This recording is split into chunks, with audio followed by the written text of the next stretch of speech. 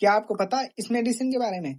यह एक cough syrup है जिसमें अमरोक्सोल हाइड्रोक्लोराइड, गुआफेंसिन और लिवोसल्ब्यूटामॉल पाया जाता है। अमरोक्सोल हाइड्रोक्लोराइड म्यूकस को पतला करता है, वहीं पर गुआफेंसिन म्यूकस को बाहर निकालने में हेल्प करता है और लिवोसल्ब्यूटामॉल एयरवेज को रिलैक्स करता है। जब कभी पेशेंट को वेट कफ होता है तब डॉक्टर इस सिरप को प्रेस्क्राइब करते हैं। याद रहे, जब भी मेडिसिन लें अपने डॉक्टर से सलाह लें, सेल्फ मेडिकेशन ना करें। और ऐसे ही नॉलेजेबल रील्स और वीडियो और ऐसे ही मेडिसिन के बारे में जानने के लिए हमें फॉलो करें, लाइक करें, कमेंट करें और कमेंट में बताएं ऐसे ही 2-4 कफ सिरप्स के बारे में। और हमारे सेंट्रल फार्मेसी हमारा यूट्यूब चैनल है, उसको जरूर ज्वाइन करें। Thank you.